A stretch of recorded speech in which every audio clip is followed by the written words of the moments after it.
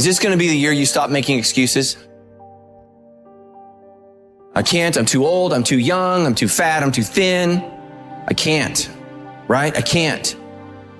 I hear this all the time, all the reasons that you can't do something.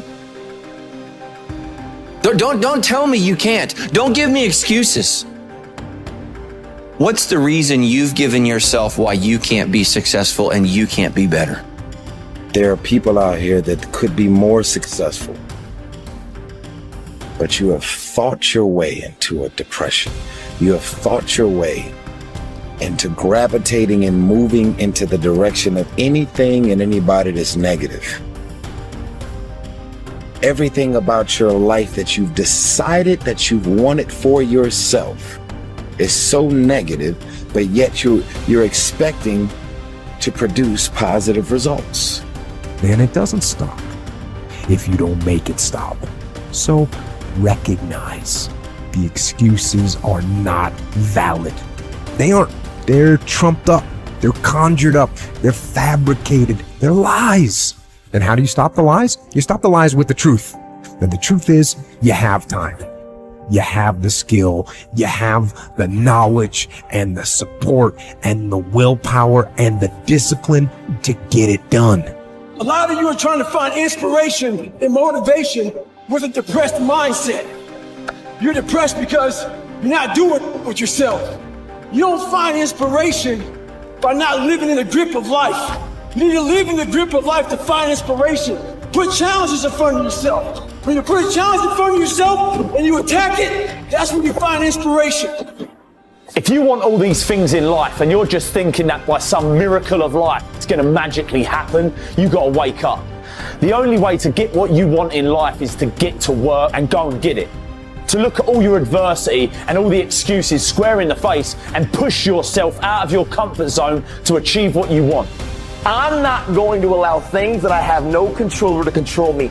The only way to go about doing the work is get fucking raw and get intense, get angry and aggressive, and make it happen for yourself. These test days, guys, these are the days that test your qualities. They test your characters. They test who you think you are. They test your fortitude. They test your endurance, your discipline, your grit, your dedication, your determination, your mental toughness, your character. Everyone wants to feel like a winner. And feeling like a winner requires that you win. You get the feeling of the winner by completing a task 100. When you do this repeatedly, eventually you develop the habit of completing the tasks that you begin. When this habit of task completion locks in, your life will begin to improve in ways that you cannot today imagine. In psychology, the reverse is always true.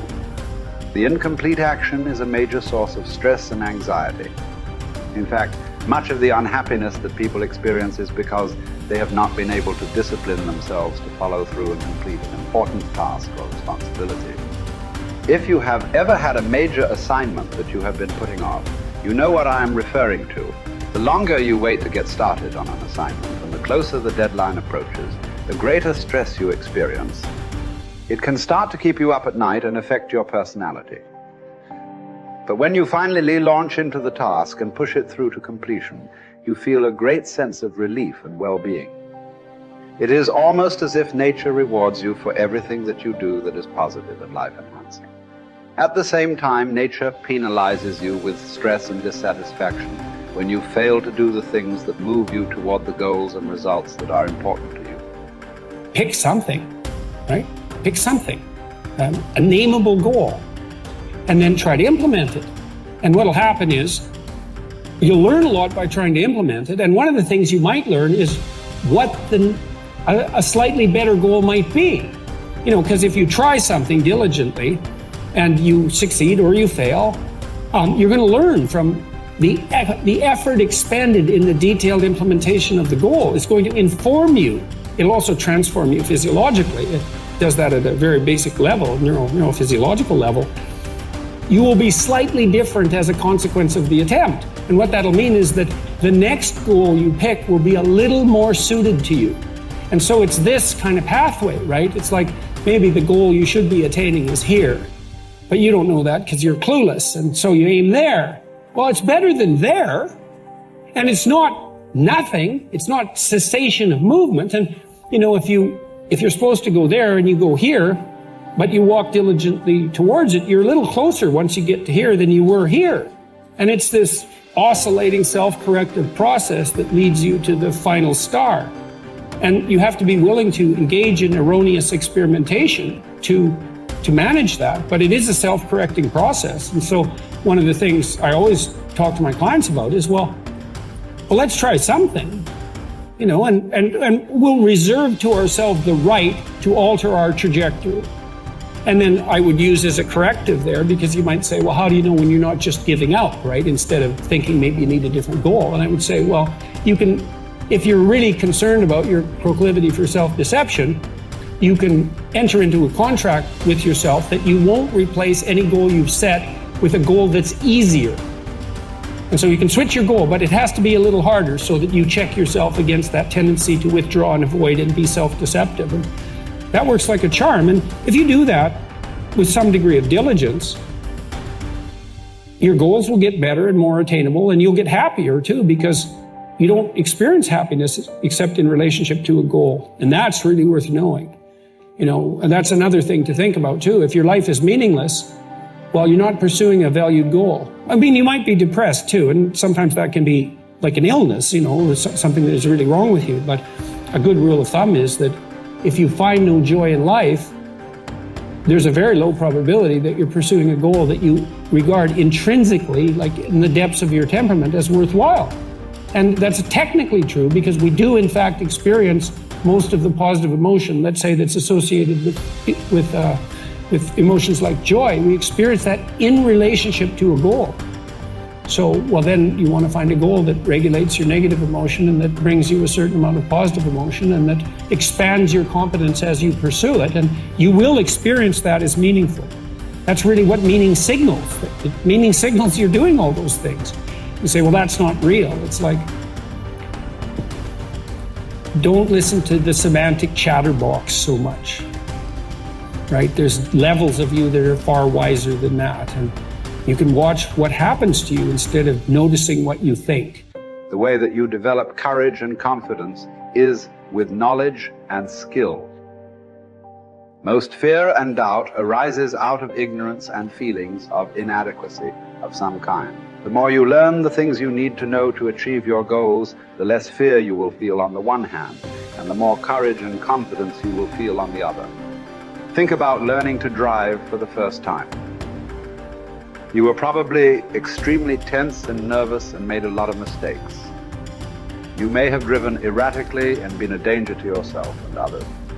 But over time, as you mastered the knowledge and skills of driving, you became better and better and better, and your confidence increased.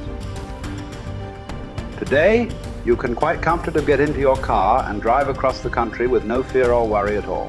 You are so competent at driving that you can do it well without even thinking about it.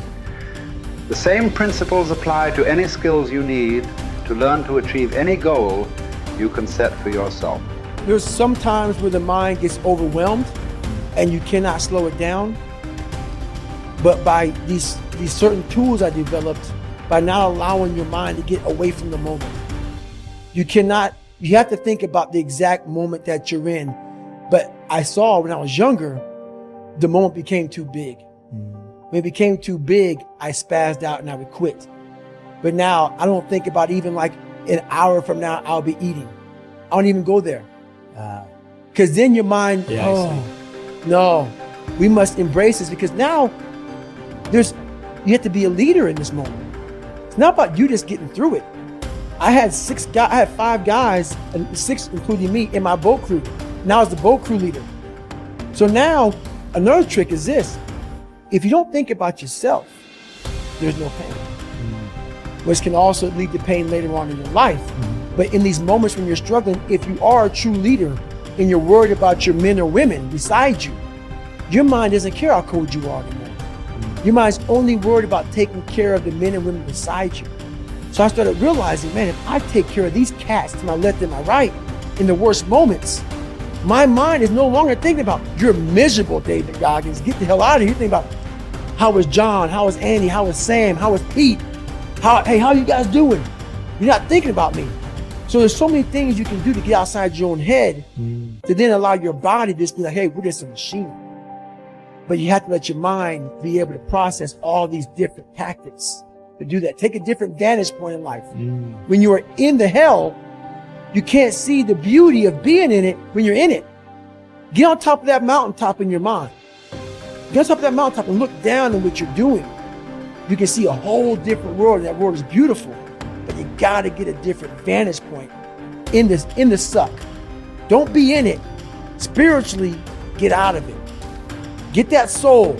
Look down at what you're doing. Be amazed by the process of where you're at now and where you came from.